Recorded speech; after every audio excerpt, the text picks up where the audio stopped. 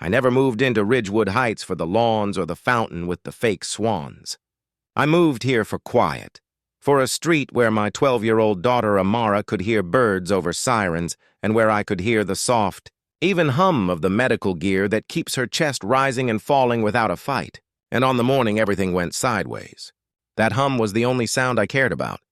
The storm had snapped a feeder line before dawn. Power cut out across 3 blocks. And the generator I'd placed on a vibration mat behind the porch clicked on like a guardian clearing its throat, feeding the ventilator and the pulse oximeter with steady, tempered current while I timed the oxygen. Checked the filter, checked it again, and told Amara we were fine. My name is Isaiah Price, and before I was a father memorizing numbers on machines, I was a Delta Force team sergeant memorizing the angles of danger, the smell of decisive moments, the taste of choosing restraint because you know what happens when you don't. I learned to let breath lead, not blood, and I brought that lesson home with me like a medal no one sees. The sun came in gold through the blinds, Amara's curls haloed on the pillow and her eyes on me while I swapped the inline filter and whispered the schedule for the day. We wait on the utility crew. We keep everything topped up and we watch the birds bully the squirrels. And she smiled at my old joke and I pretended it was new because parenting is repetition dressed as comfort. The first knock didn't land on the door so much as on the morning itself. A sharp wrist-bone rap that carries a message before the words do. And when I opened the screen, I saw the message, posture like a verdict. Sunglasses that reflect but don't receive. A clipboard tucked under an elbow as if it were a piece of evidence. Patricia Langford, HOA president, all pearl gray blouse and certainty, stood on my porch and looked past me like I was an adjustable hinge, blocking her view of the world she wanted. "That noise has to go," she said, chin tilting toward the generator. "This is a premium community, not a machine yard," and I let air travel the length of my spine before I answered.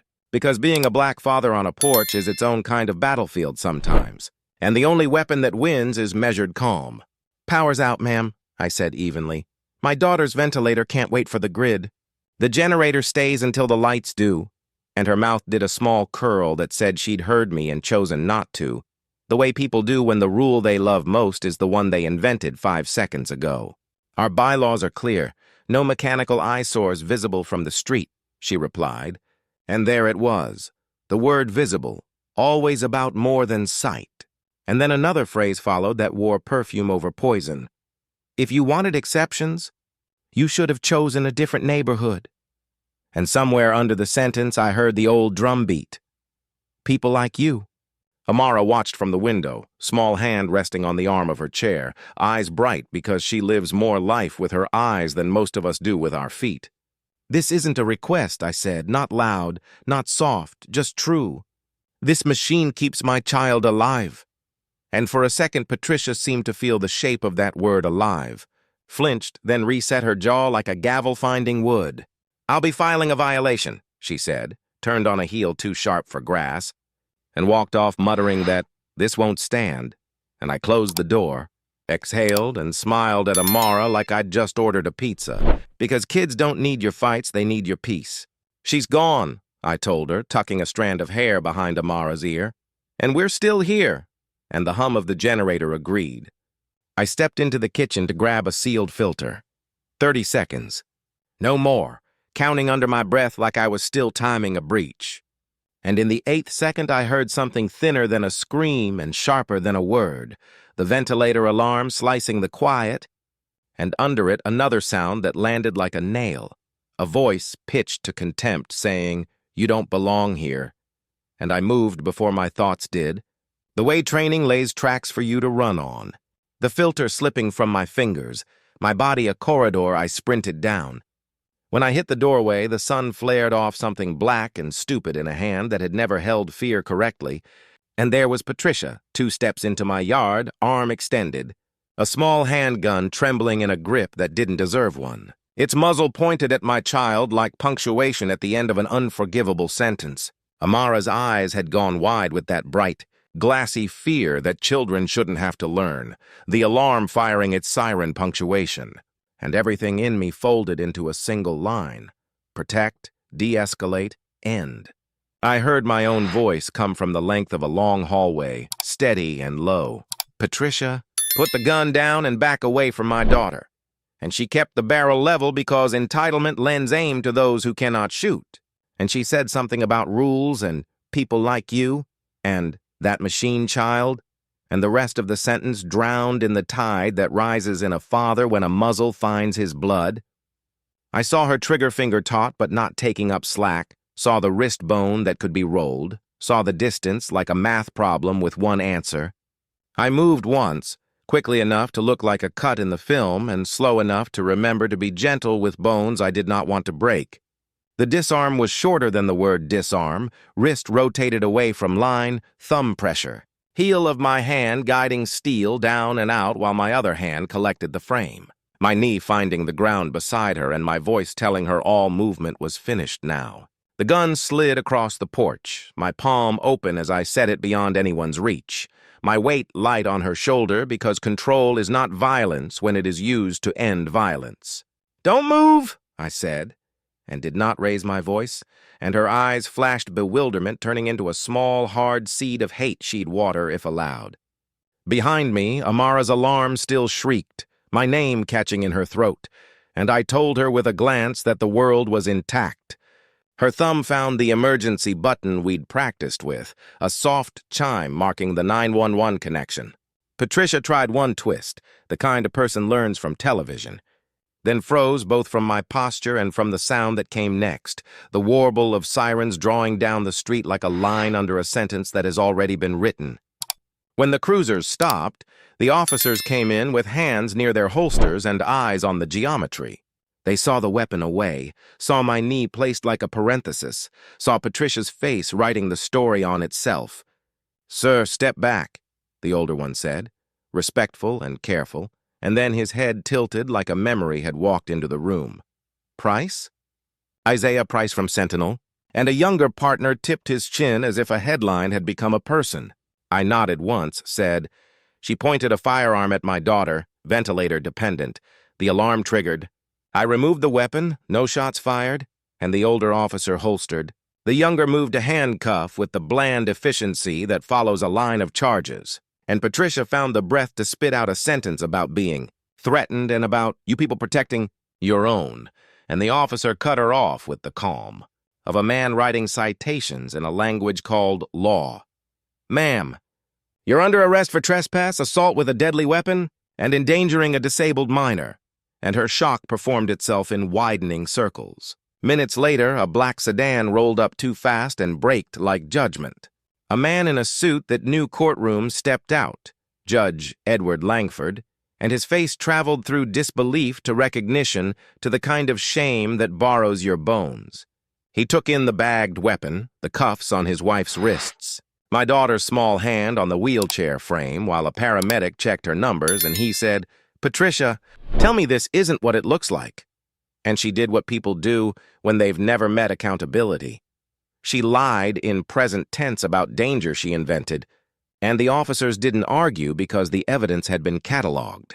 Edward looked at me, at Amara, at the ventilator cart, then back at the cuffs on his wife, and a long lawyer's breath left him. "Officers," he said, voice going to work, "do your job. I will not obstruct." And something small lifted off my shoulders, not relief, but the knowledge the machine of consequences would not be jammed by influence. When they placed Patricia into the car, she tried to turn the last bit of her face into fury for me to wear, but I didn't pick it up. I checked my daughter's oxygen, replaced the filter with the one that had bounced under the chair, kissed her forehead, and watched the cruiser turn the corner with a softness I never grant sirens. By noon, the neighborhood had learned its name in the mirror. Trucks with logos and tripods lined the entrance. Neighbors did the blinds ajar trick that makes you think you are invisible from your own living room. And Amara dozed with a cartoon murmuring from the tablet, while I answered a detective's questions and sent the footage from my battery cam with a timestamp and a calm that tasted like someone else's tea. By dusk, the county knew the words. Patricia Langford in a new order, no longer president, but defendant, no longer savior of hedges, but pointer of guns, and nothing about that gave me joy. Accountability isn't dessert, it's fiber. It doesn't delight, it sustains. The next day, in our small kitchen, the phone rang and the detective's voice said the charges out loud the way a good man does when he reads a heavy list. Aggravated assault. Brandishing trespass, child endangerment. Her husband is cooperating, he added, a fact that closed a door before it could be pried open. I said understood, and we hung two men's words in the air like coats on a rack. Across town, the mugshot did the fastest math on a person's life. Draining color from a face that used to walk like consequence did push-ups for it. And in a holding cell, a woman who believed rules were a mirror now stared at concrete that does not reflect. When the arraignment came, cameras eye-lined the courthouse ivy, and I wheeled Amara down a side corridor for a separate medical appointment, because one thing I promised myself when she was born was that I would never let spectacle steal her day. Our neighbor Mrs. Lee sent soup that tasted like sanctuary. The Millers slid a note under the door that said they stood with us if we wanted to stand at all. Mr. Jenkins fetched a generator cover with a flap that made the HOA visibility clause feel as small as it is, and at night I could hear Ridgewood Heights practicing a better version of itself in the low exchanges on sidewalks. More apologies than gossip. More I didn't know replaced by I should have asked. In the weeks that followed, the HOA board met in the community room and left with its own handcuffs, invisible ones made of votes and bylaws. A censure moved across the table like a shadow. Then a removal.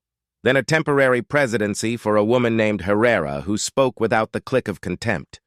She proposed a medical exception protocol that should have existed in the first place, a 24/7 emergency carve-out for life-sustaining devices, and a prohibition on board members conducting enforcement visits alone. In my head, I wrote the simplest possible policy. Don't terrorize children.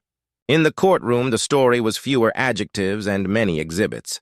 The 911 audio with my voice laminated in focus. The footage from my porch cam that captured a suburban morning turning into a lesson. The body cam clips that saw cuffs. The neighbor's exterior camera catching an approach with a drawn weapon and a sentence that starts, "You don't belong." And the medical records that do the quiet work of telling a jury someone's breath was a technical act that morning, not a biological assumption. Patricia's attorney tried to stretch the word self-defense until it thinned to nothing. Tried to make a ventilator into a nuisance device. Tried to spell fear with someone else's face. And the jury watched those attempts the way you watch someone saw at a chain with a spoon. 2 hours is what it took for them to return to their chairs with a verdict that didn't need adjectives. Guilty on all counts. When the judge read 5 years to state time followed by counseling and service, the room went silent in a way that honors and doesn't celebrate. On the bench behind the bar, Edward sat with his hands steepled and a paper already filed in another court, the one where vows get unstitched. When the bailiffs led Patricia through the door, she looked back once for something to anchor to and found my face. I kept it where I'd kept it since the porch, measured, intact, neither gloating nor forgiving, simply present, because that's what I owe my child and my own oath to myself. We went home to a house that knows how to be a hospital on the days it must and a home on the days it can. And I made Amara pancakes for dinner because doctors don't recommend it, but daughters do. When the generator clicked off the next morning and the refrigerator sang its ugly little tune, I stood with my coffee on the porch and watched the utility truck roll away and thought about the difference between order and control, between standards and supremacy, between rules and the people who wield them like props. The weeks after a story like ours don't turn into a parade. They turn into town hall chairs warmed by contrition and policy drafts that sand down the edges where people once cut themselves. Ridgewood Heights started to learn the difference between quiet and peace. Quiet is the absence of noise. Peace is the presence of justice. One afternoon, a group of kids chalked the sidewalk with galaxies and hopscotch and a curving line that read, "Breathe easy." And when I wheeled Amara out to see it, she said it looked like the Milky Way, and I said it looked like a city learning how to be kind. Neighbors who once forwarded HOA emails without reading them started asking questions out loud instead of muttering in kitchens. A 3-house chain of dads set up a text list for outage checks on medical homes, and Mrs. Lee wrote a guide for how not to be a Karen about medical equipment, which made us laugh even as it helped. I got a letter from a boy in the middle school who said he wanted to be calm like you if something bad ever happened, and I wrote him back that calm is a muscle you build before the bad thing, and that doing your math homework is part of that, which made Amara groan because I am the same dad on paper that I am in person. There were people who wanted me to do interviews with their cameras, to narrate the worst 5 minutes of our lives into a clip. And I said no without anger because some things belong to the people who live them and to the policies that will keep them from repeating, not to someone's content calendar. There were also people who wrote to apologize for the way they had swallowed Patricia's tone for years, for nodding at phrases like community image and standards near the entrance without hearing the freight they carried. I don't keep a ledger of apologies, but I do file away the ones that arrive with action attached. Votes, signatures, offers to sit with my daughter when I need to run to the pharmacy during a storm. One evening, I saw Edward walking alone by the greenbelt, tie loosened, and for a moment he looked like any man who had watched a house he built light itself on fire. We nodded, and he said, "I'm sorry." And I said, "I know." And nobody owed anyone more in that moment. On the first clear Saturday in a month, the HOA held a barbecue in the park, the kind Patricia had once killed with a memo about smoke and aesthetics. Amara and I rolled into the shade of a maple, and a dozen neighbors stopped by just to say hi, not to apologize, not to pry, just to offer a plate, a bad joke, a chair. A little girl with braids like comet tails asked Amara about her chair and her machine, and Amara explained the gear like a scientist. Then asked about the girl's skateboard, and the two of them grinned at each other like the future shakes hands with itself when adults aren't looking. I sat there and let the noise be noise, not threat, and tried to memorize the ordinary kindness of paper plates and ants that won't mind their business.